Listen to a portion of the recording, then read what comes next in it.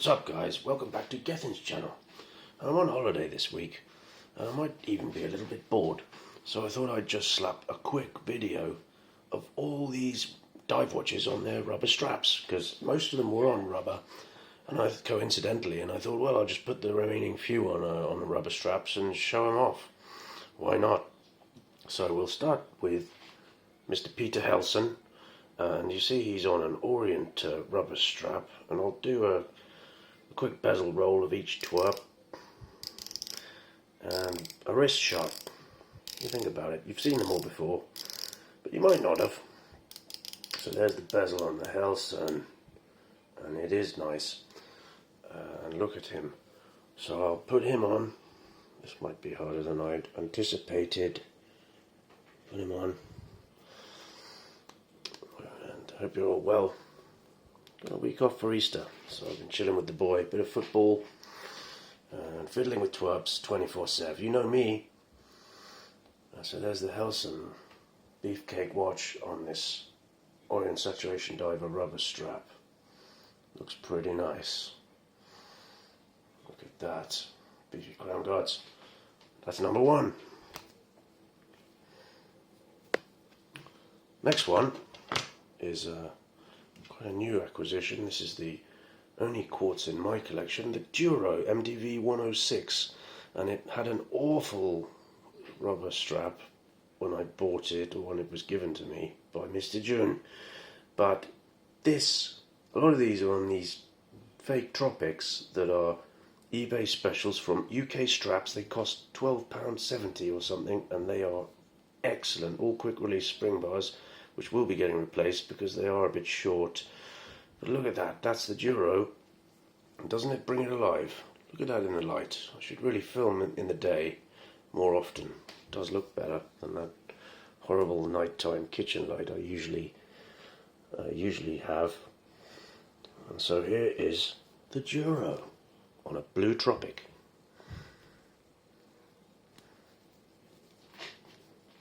Quite a big watch. It's a 7.5-inch wrist. It looks great on the blue. It's not quite a perfect colour match, but great watch. And the bezel roll, okay, it's not that great, but you know, 50 quid watch, this is really acceptable to me. Look at him, lovely, with Mr. Marlin. Hello. The new ones don't have the Marlin, MDV 107 or whatever it is. So slap up an old one while you can, because they'll end up like the SKX, costing £8 million for the few remaining pieces. I saw a SKX now is on Amazon for £699. What do you think about that? Number 3 will be Old Faithful, the Behemoth, the OSD, Orient Saturation Diver 300 meter professional he-gas diver's watch, and this is on a black tropic, fake tropic, the same kind, and he looks great. Let's get him on for a quick show. Now, I'd like to do a bezel roll with this guy, but unfortunately this bezel is stuck. It works great when you put it in warm water, but he's going to Poland in September for a service, and hopefully they'll be able to sort this sticking bezel. Look at it. Absolute bastard. If you warm it up in some lukewarm water, it works great, but I'm not going to lie, it doesn't work great now. That's a great watch. Huge, huge piece. And will never leave the collection. I'll just never sell it. What a beast. Absolute beast. Number 4, Doxa Sub 300T. Professional orange dial. Lovely, lovely bezel. Listen to that. Clicky. Very satisfying. Polished outer ring, scratch magnet. Beautiful case, very original. Lovely case back. The Doxa patented bezel and the Doxa logo there, not the Jenny family logo which is found there. Curious piece the way they do that now, but that's what they do. The old Doxas didn't have it. Let's put him on. This lovely orange tropic. This is a very comfortable watch, very satisfying watch, accurate, extremely well-spec'd, 1200 meters of water resistance. Crap loom, but the Doxa armies have much better loom if you're interested. But I like these original ones. There's the Doxa. Look at that. And there's his big brother. Fortunately, I can't get a rubber strap for this because it's a 21mm lug, and Doxa want £420 for a rubber strap. Greedy cunts. Fuck that, bro. But yeah, sub 300T professional. Absolute classic. Not for everybody, but I certainly appreciate its design and capabilities as a watch. Here we are with the SPB 317, the Slim Julf turtle recreation, and this is on its factory rubber. Very nice factory rubber strap. Lovely keeper. All nicely done. Engraved there. Case back. Tsunami. This one is a 2022 March model with the tsunami wave. Great. And this is one of them, the slimmest automatic from Seiko. Look at it. So slim and beautiful. And extremely comfortable on the wrist. I really love this watch. I'm borrowing it from Mr. June. I just reviewed it the other day, and excellent piece. So comfortable. Wore it all day. I went to Chessington World of Adventures yesterday, and I wore it all day long, and I didn't even know it was there. Kept great time, and it's a fantastic watch. Bezel roll. This is a very nice bezel. Very pleasant. Quite soft. Typical Seiko. And very good. So that's the Slim Julf Slim Turtle SPB 317. And here, of course, next will be my Grail watch that I'd wanted for about 10 years before I finally got it, and it's the Seiko Marine Master 300-meter SLA 023 on a blue tropic. The bezel here is the best I've felt. I've never felt anything much higher end than this, so I've heard there are better ones, but to me it's the best I've had. Look at that in the daylight, guys. Look at it. That handset. Absolutely lovely. Case back. Well, there isn't one. There is, but it's not screwed down.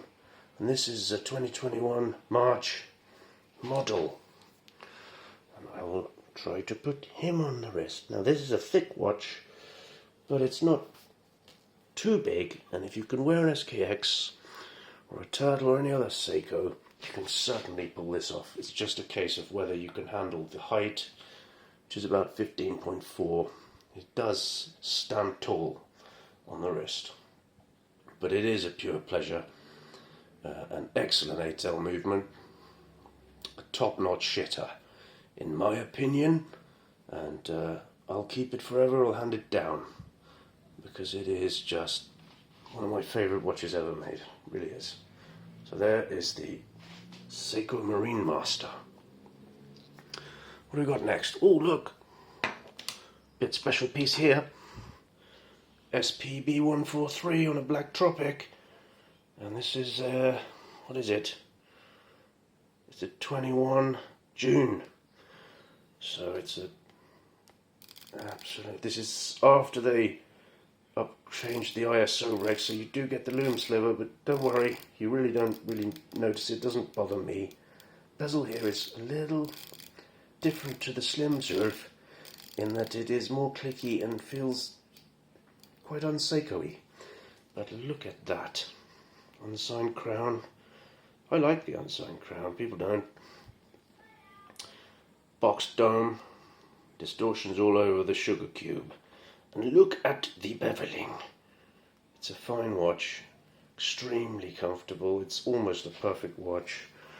And we'll put him on for a show. Let's get him on there. Black Tropic on a daily. Looks rather good. This one comes on a bracelet. It's not the best bracelet. And I think he really is quite a charmer on this Black Tropic. Look at that.